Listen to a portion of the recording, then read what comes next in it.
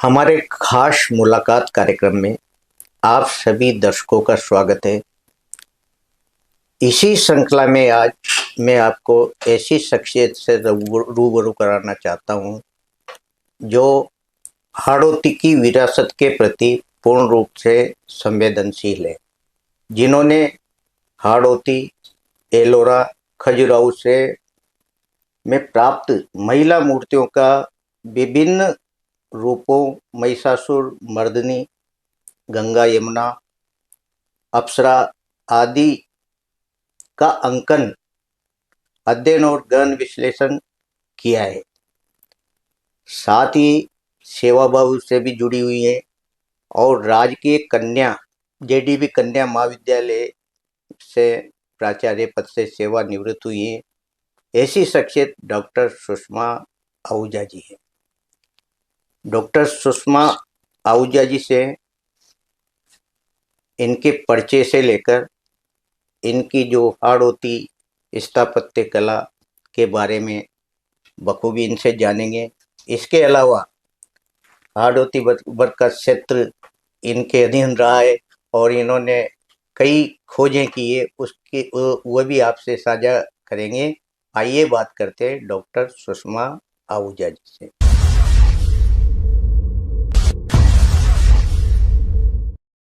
Doctor Sushma Ahuja जी, आपका हमारे studio में स्वागत है। नमस्कार और धन्यवाद आपके द्वारा यहाँ आमंत्रित करने के लिए।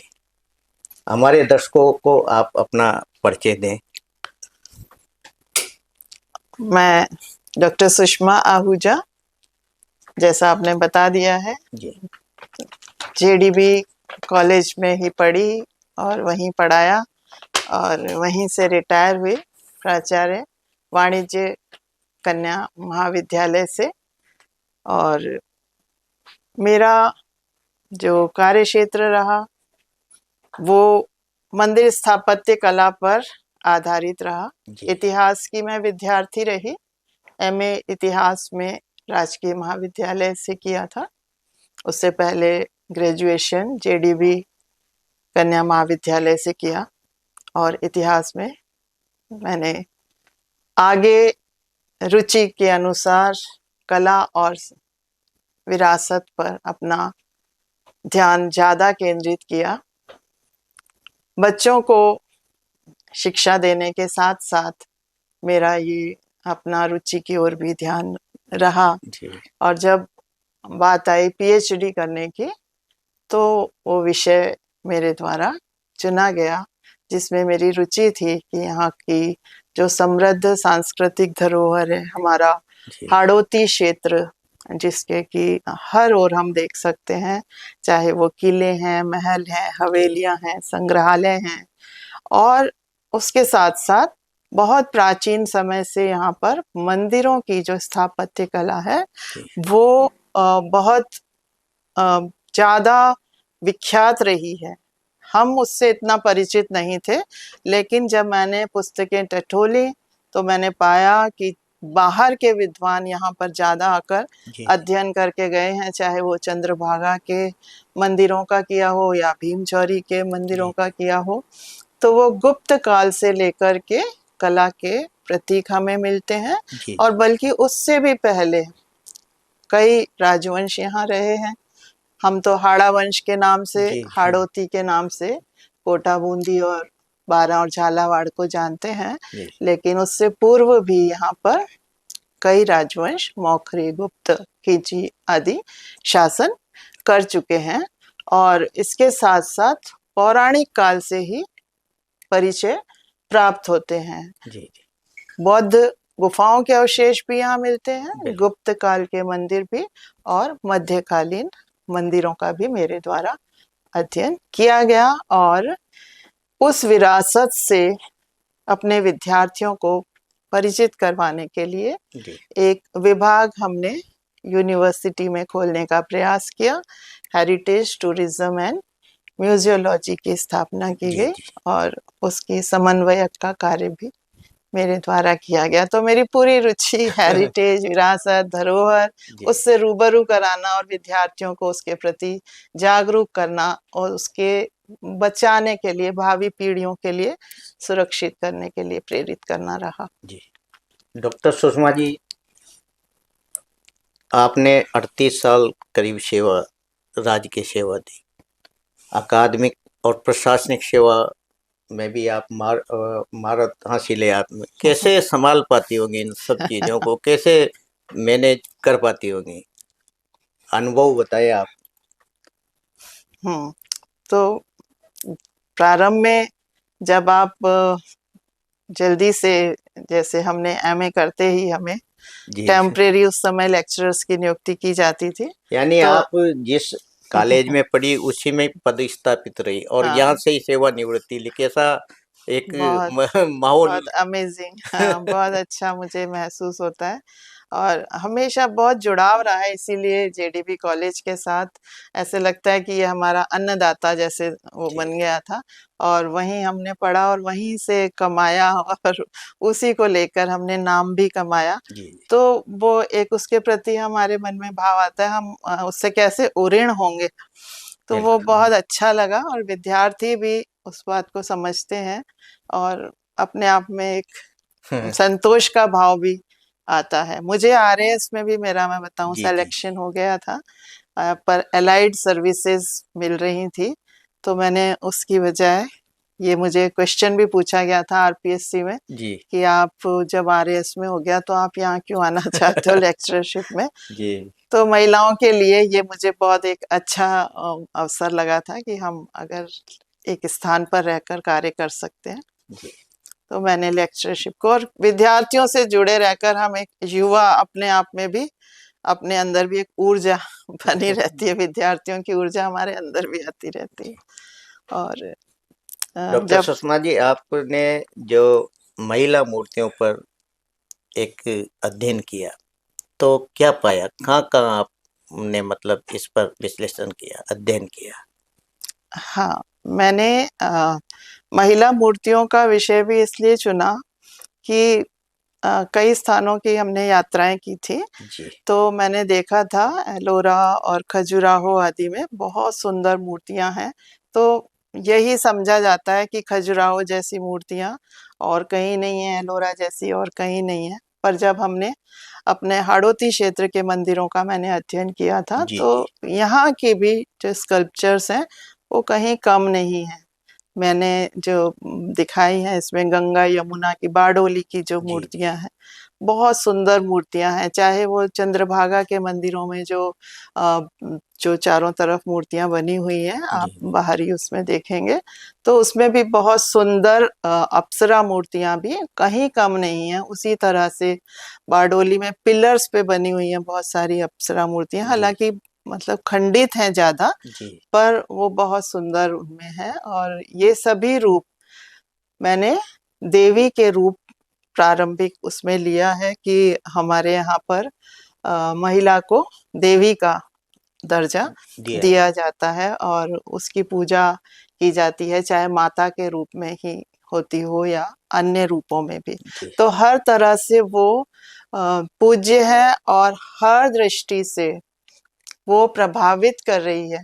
मैं चाहती थी कि महिला को समाज में वो आदरणीय स्थान मिले जिसकी कि वो अधिकारी है। बिल्कुल। और जैसा हम देखते हैं हमारे समाज में जो आज स्थिति है, तो महिलाओं के प्रति बहुत वो अच्छी नहीं है। जी। जी। उनके साथ जिस तरह का डेली हम पढ़ते हैं अखबारों में और न्यूज़ में आता है सुनने में, तो मैं चाहती थी कि महिलाएं अपने आप को उस रूप में देखें जैसी कि देवी दुर्गा या महिषासुर मर्दिनी है, जी।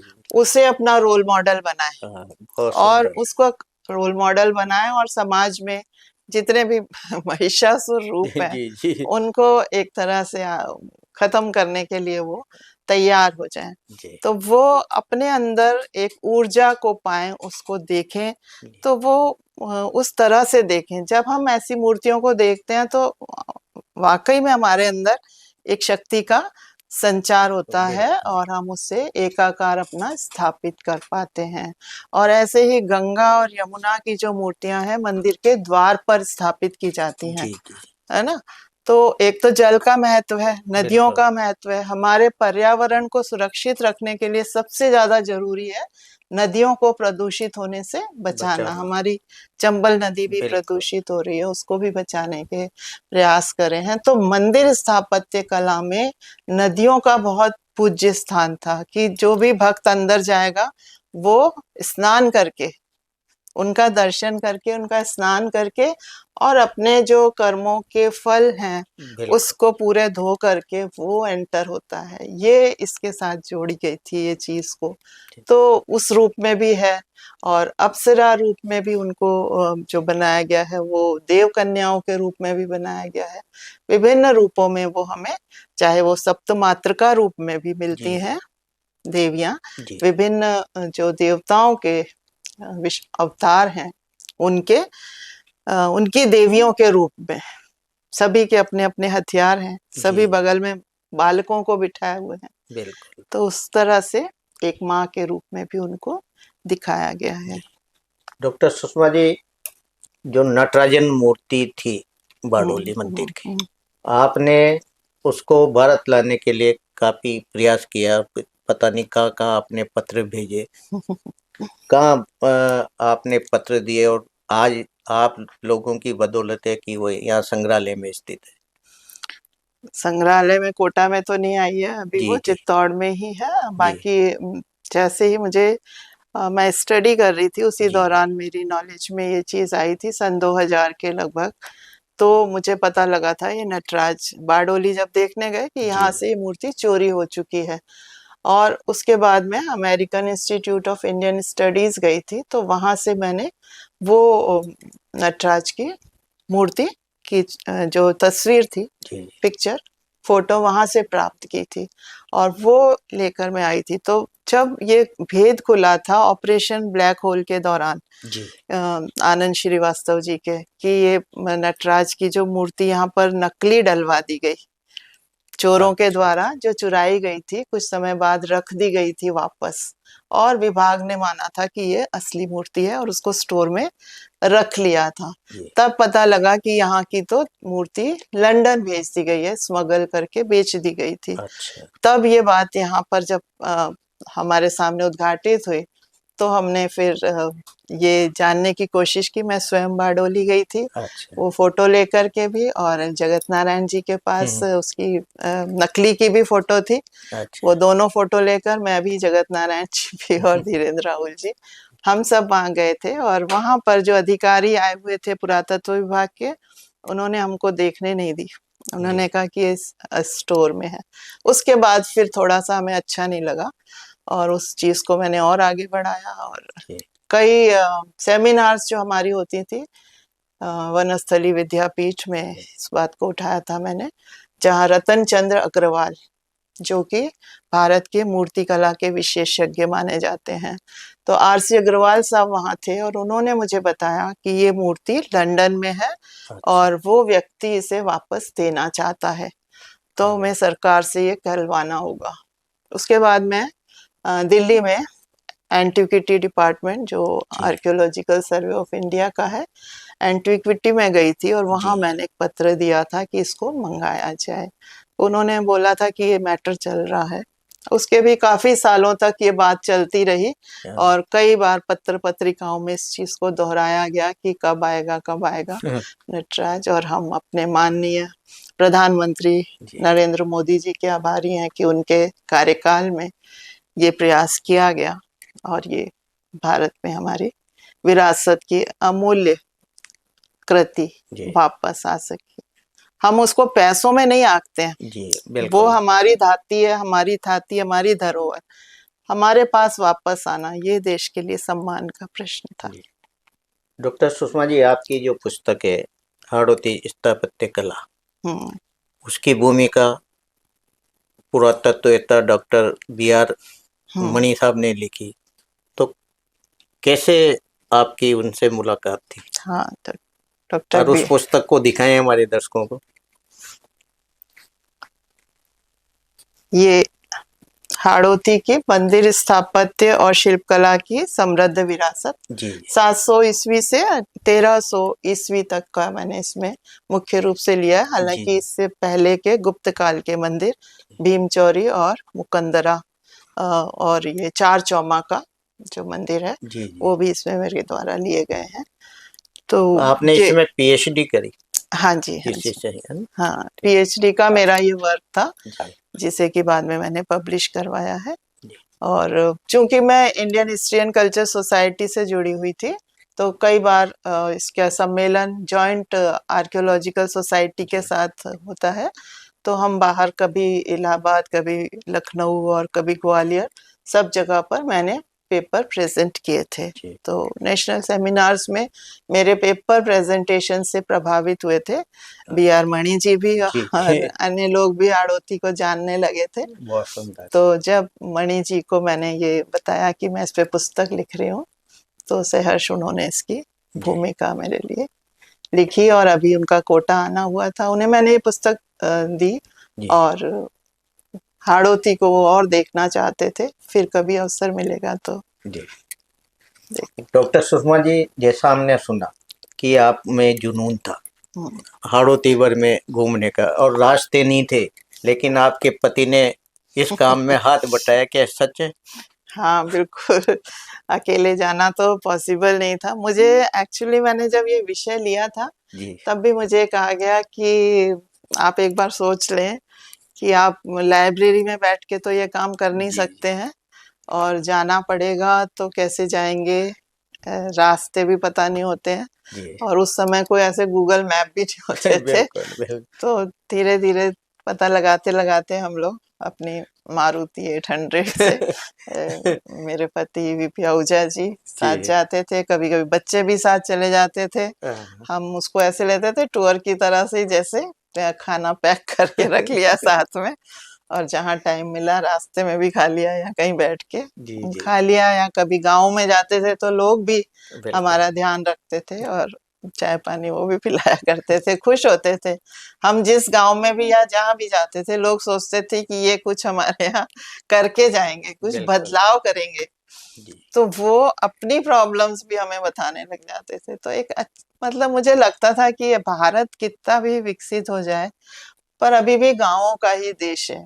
बिल्कुल मतलब सही। शाम को हम लौटते थे तो लोग चिमनियां जला के बैठे हैं घरों में, अच्छा। मतलब अब तो 20 साल पुरानी हाँ, बात हो गई। मतलब देश को आजाद तो हुए बरसों हो नहीं, गए। मेरे को काम के भी 20-25 साल हो गए जी। अब शायद अच्छा। लाइटें वाइटें सब जगह आ गई होंगी, पर उस समय तो एकदम अंधेरा हो जाता था शाम को, और लोग जी कैसे रहते थे, हमें लगता था कि वाकई गांव के लोगों का जीवन बहुत कठिन है। जी कई जगह पर तो बहुत दूर दूर से पानी भर के लेडीज लाया करती थी, अभी भी है कई गांवों में ये जी जी समस्या, जी। पीने के पानी की दिक्कत है।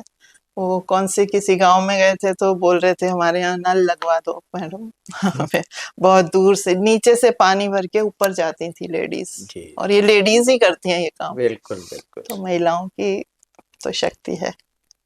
डॉक्टर सुषमा जी, एग्जीबिशन भी आपने लगाई, हाँ, और वो कब लगाई थी? पहली बार शायद वो एग्जीबिशन आप ही की थी। हाँ, सन 2006 में जी पहली बार ये मतलब कोटा में एडवेंचर फेस्टिवल शुरू किया गया था। जी तो और उस एडवेंचर फेस्टिवल के दौरान ये बात हो रही थी कि किस तरह से क्या कार्यक्रम किए जाए। मैं कॉलेज में थी उस टाइम, जी। और मेरा थोड़ा नया नया सा काम था तो उत्साह भी था। तो कलेक्टर साहब से भी बात हुई थी, और अ, हमारे मोहंती जी भी उस समय, जैसी मोहंती हाँ जी। जैसी मोहंती जी थे, निरंजन आर्य जी थे। जी तो उन्होंने प्रोत्साहित किया कि आप इसको लगाइए, और तो मैंने आरटीडीसी और इन सब के सहयोग से मतलब उन्होंने जी ये करवाई, और बहुत अच्छी रही, क्योंकि पहली बार ऐसा कुछ हुआ था कि उसका परिचय भी था, मूर्तियों के फोटो भी थे, जी। सब कुछ मैंने लगाया था, और बहुत विस्तार से लिख लिख के सबका वर्णन लिखा था। तो क्योंकि पहली बार ऐसा कुछ फेस्टिवल भी हो रहा था, बिल्कुल। साथ में और चीजें भी चल रही थी, तो काफी लोगों ने उसमें देखा था, सराहा था, और बहुत सारे मेरे पास कमेंट्स भी हैं। जी जी। डॉक्टर और उसके बाद 2013 में फिर एक बार अच्छा। लगाई थी, तो 2 बार ये एग्जीबिशन मेरे द्वारा लगाई गई। फिर अभी यूनिवर्सिटी में लगाई थी, जय जी मिनेश यूनिवर्सिटी में, इससे पहले झालावाड़ भवानी मंडी कॉलेज में मैं थी, तो वहाँ जब हमारा यूजीसी की टीम ने आना था, जी। तब भी वहाँ पे प्राचार्य ने मेरे से कहा, तो वहाँ पर भी मैंने ये प्रदर्शित किया था। जी। डॉक्टर सुषमा जी, जब आप कॉलेज में थी तो आपने बच्चों को भी राजकीय संग्रहालय का भ्रमण कराया और परिचितता कराई उन, हम्म। तो कैसा लगता था उस समय जब बहुत बच्चों को साथ आप लेके जाते और बहुत बच्चे उनको जानकारी दिलाते? बच्चे बहुत खुश होते थे। स्टूडेंट्स को एक्चुअली जितना पढ़ने में चीज समझ में नहीं आती है, सामने प्रत्यक्ष, बिल्कुल। देखकर। और इतिहास के विद्यार्थियों के लिए हमने बीच में अपना जो करिकुलम था सिलेबस में, हमने उनके लिए एक प्रोजेक्ट भी डाल दिया था अच्छा। कि उसको थोड़ा इतिहास विषय को जीवंत बनाने के लिए। तो वो उसकी रिपोर्ट भी इस तरह से बना लेते थे कि अगर वहाँ पे जा रहे हैं तो किसी जगह के बारे में, किसी ने चंद्रेसर का, किसी ने मानस गांव का, जी। या किसी मूर्ति के बारे में कि जो वहाँ पर झल्लरी वादक की मूर्ति है वो किस तरह की बनी हुई है, शेषशाही विष्णु की है तो उसकी जी। क्या विशेषताएं हैं, किस पीरियड का क्या है, जैन मूर्ति कला है या कौन बिल्कुल। सी है, वो सबसे परिचित होकर बच्चे, स्टूडेंट्स को अच्छा लगता था। बल्कि यूनिवर्सिटी के, कोटा यूनिवर्सिटी के स्टूडेंट्स ने भी कई बार यहाँ विजिट किया हमने अच्छा। म्यूजियम का, और चीज़ों को देखा, जाना किस तरह से सुरक्षित रखा जाता है, पूरी प्रक्रिया को भी जाना। जी। तो बहुत अच्छा लगता था। संग्रहालय अध्यक्षों ने, सभी ने, क्यूरेटर्स ने हमारे साथ जी। सहयोग किया, दिखाया अच्छे से। अभी भी हमारा ये तो जारी है। जी। हम स्कूलों के बच्चों को भी दिखाते रहते हैं, अपनी हेरिटेज से, विरासत से जोड़ने के लिए हम जी। अपने क्लब के माध्यम से भी लेकर जाते जी। हैं। और क्लब के लोगों को भी मैं कभी गढ़ पैलेस और कभी अन्य स्थानों पर हम ले जाते हैं। जी। तो ये तो कार्य जिंदगी भर चलता ही रहेगा। डॉक्टर सुषमा जी,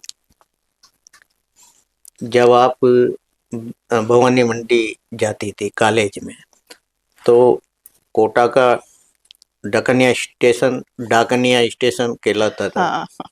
आपने काफी इस पर लिखा, अच्छे लेख लिखे और उसका नाम कुछ परिवर्तित करवाया। क्या था वह मामला?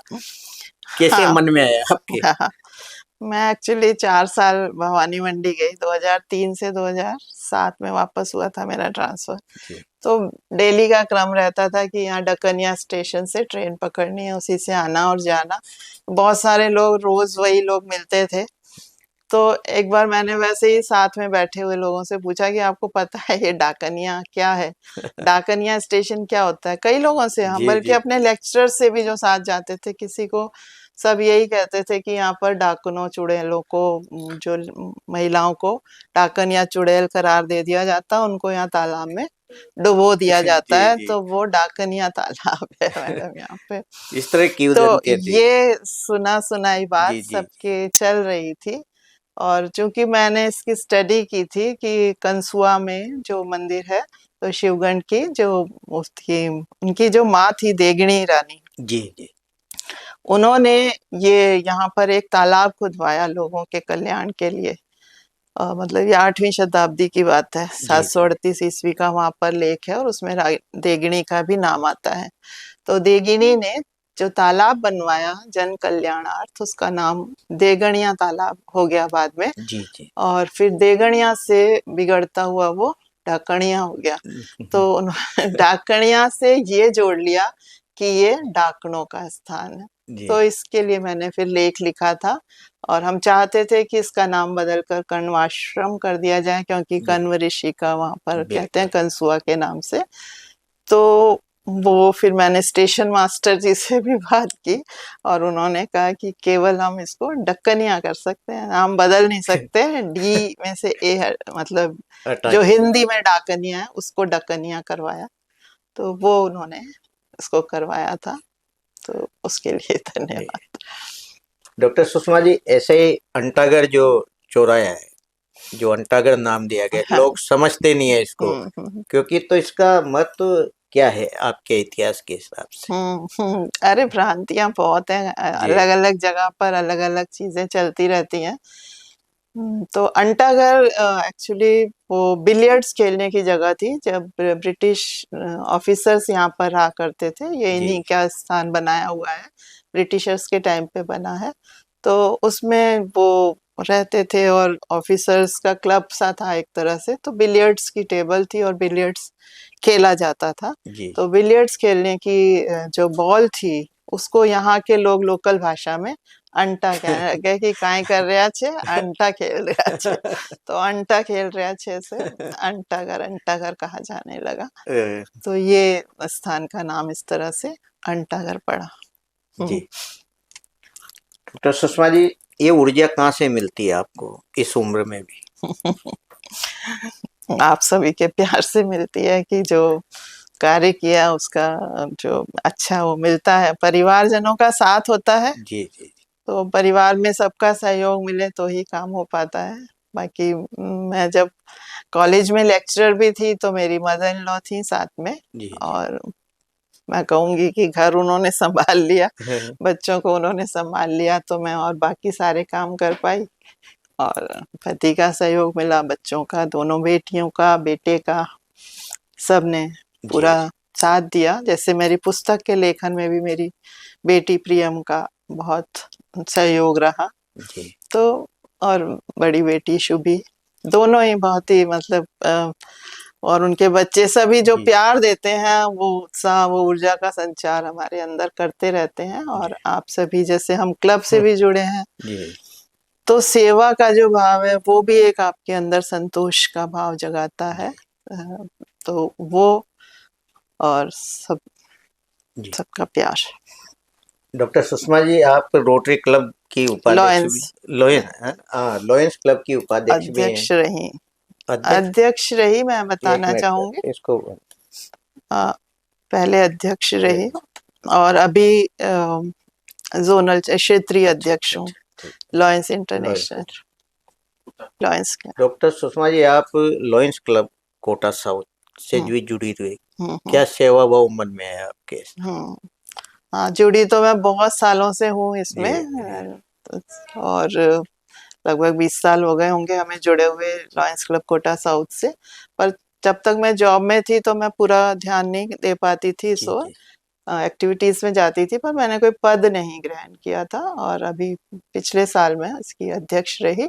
उससे पहले सचिव का कार्य किया, जी अध्यक्ष का कार्य किया, और पूरे मन से मैंने सेवा कार्य किए, जो कि हमें लॉयंस इंटरनेशनल से है कि हमें जी सेवा करना है, वी सर्व का हमारा नारा रहता है। तो उसमें जहाँ भी आवश्यकता है, जो भी जरूरतमंद है, जहाँ कोई नहीं पहुँचता वहाँ एक लॉयन जी पहुँचता है कहते हैं। तो जरूरतमंद को हमने हर तरह की, चाहे वो भूख से उनकी हो, चाहे कपड़ों की मांग हो, चाहे स्टेशनरी हो, स्कूलों में सहायता देनी हो, कोई जी निर्धन बच्चों की मैरिजेस करवानी हो, सब तरह से। और काउंसलिंग भी कई बार हमने हॉस्टल्स में जाकर भी लड़कियों से बात की, जो आजकल बच्चों में चल रहा है, निराशा, अवसाद और आत्महत्या की जो जी चीजें होती रहती हैं। तो उसके बारे में भी हमने बात की है कि निराश नहीं होना है, जीवन एक ही बार मिलता है, अवसर तो कई बार मिलेंगे, बिल्कुल बिल्कुल। पर जीवन एक ही बार मिलता है, तो उसे खोना नहीं है। डॉक्टर सुषमा जी, आपकी कोई बड़ी उपलब्धि, पुरस्कार, सम्मानित आप हुए हो, हमारे दर्शकों को साझा करें। पुरस्कार और सम्मान तो जब आप कार्य करते हैं तो आपको जी जी प्राप्त होते रहते हैं, चाहे वो अकादमिक स्तर पर हो या प्रशासनिक स्तर पर हो। तो वो समय समय पर कई एनजीओस के द्वारा जी सम्मानित किया गया है, आपके कई चैनल्स के द्वारा भी सम्मानित किया गया है मुझे। और तड़का और राजस्थान जी पत्रिका जी का विमेन रिकॉग्निशन अवार्ड 2019 में दिया गया था। 2009 में सबसे पहले मुझे गणतंत्र दिवस पर जी हमारे मंत्री जी थे उस समय, शांति जी धारीवाल और अजिताभ जी शर्मा कलेक्टर थे, उनके द्वारा जो सम्मान दिया जाता है गणतंत्र दिवस हाँ पर, वो प्रदान किया गया था। हालांकि जितना मैंने काम किया है उसके हिसाब से मुझे शायद मैं करती हूँ डिजर्व, तो जी मैं अगर कुछ मिलता है तो अच्छा है, जी आगे और मिलना चाहिए। जी नहीं सही मिलता है, सर। नहीं, कार्य हम कोई पुरस्कार के लिए नहीं कर रहे हैं, जी हम जी तो कार्य करते ही रहेंगे हमेशा। जी अच्छा लगता है जब कोई रिकॉग्नाइज करता है, ऐसे ही लॉयंस का भी जैसे मैं जुड़ी रही तो पिछले साल मुझे मतलब मैं गर्व से बताती हूँ इस चीज़ को कि मुझे मल्टीपल हमारा होता है कई राज्यों को मिलाकर हाँ और हाँ कितने लगभग उसमें 800 800 के लगभग क्लब्स हैं, तो उसमें मुझे सर्वश्रेष्ठ अवार्ड दिया गया था, बहुत सुंदर सर्वश्रेष्ठ अध्यक्ष का। जी तो पूरे मल्टीपल में सर्वश्रेष्ठ अवार्ड मुझे मिला, क्लब के लिए भी बहुत सारे मिले थे। जी तो हंस रहे थे लोग कि मैडम बोरी लेके आओ। तो अच्छा लगता है जिस भी क्षेत्र में आप जी काम करें वहाँ यदि कुछ आपका पहचान बनती है, जी हम अपने क्षेत्र की भी पहचान बनाए रखना चाहते हैं और खुद को भी कुछ आइडेंटिटी मिलती है तो जी बहुत अच्छा लगता है। मैडम, आपके पढ़ाए विद्यार्थी आज बड़ी बड़ी सेवा राज की सेवाओं में कैसा लगता है जब कभी वो मिलते होंगे तो आप? हाँ, बहुत अच्छा लगता है। कई बार फ़ोन भी आते हैं बच्चों के, जी कोई किरण रिजिजू के यहाँ कार्य कर रही थी कोई लड़की, एक कलेक्टर बनी है हमारे यहाँ की अच्छा स्टूडेंट थी, जी वो भी कलेक्टर बन गई है और उसका भी फ़ोन आता है। वो बल्कि हमसे कभी बोलती है मैडम मेरे ब्रदर के लिए बताइए या कुछ ऐसी बिल्कुल बात करती है, तो मुझे लगता है कि और यहाँ पर भी कई संस्थाओं में हमारे जी पढ़े हुए विद्यार्थी कई स्थानों पर मिल जाते हैं। जब हम जाते हैं तो हमारे जो माननीय पंकज मेहता जी हैं जी वो जब भी मिलते हैं या और भी लोग हैं जी कई। डॉक्टर सुषमा जी, जब आप प्राचार्य थी जेडीवी कॉलेज में, उस समय कॉमर्स कॉलेज शायद अलग हुआ था, तो हुँ। काफी आपने प्रयास किए उसके लिए, क्या इस तरह की? नहीं, हम उस टाइम मैं जब उपाचार्य थी 2016 में, तब जी तक हो चुका था, 2014 से चल रहा था क्रम जी और 3 में बाँटने की बात हो गई थी, पर तब तक सब एक साथ ही चल रहे थे जी और उसके बाद फिर अलग-अलग इनका 3 कॉलेज कर दिए गए।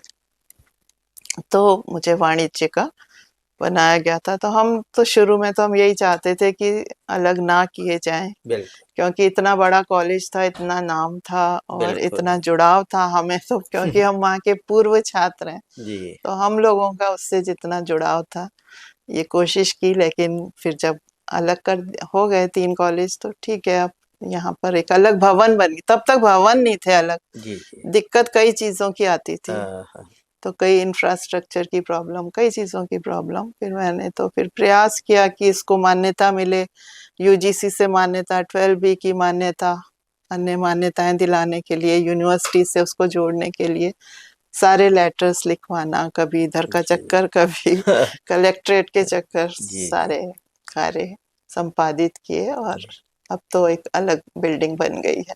जी। ये थी हमारे साथ इतिहासविद, जेडीवी कॉलेज की पूर्व प्राचार्य डॉक्टर सुषमा आहूजा साहब। हाड़ौती की थैंक यू। विरासत को सहेजने में इनकी बड़ी रुचि रही है और महिला मूर्तियों पर के अंकन पर अध्ययन इन्होंने काफी किया और इन्होंने पीएचडी भी इसी विषय पर की है। इसके अलावा सामाजिक सेवाओं से जुड़ी रही और इनके पढ़ाए बच्चे आज पूरे भारत में सेवाओं में रहकर नाम ऊंचा कर रहे हैं। आज ये हमारे बुलावे पर हमारे स्टूडियो पधारी। नमस्कार। थैंक यू, आपका बहुत बहुत धन्यवाद, सभी का धन्यवाद।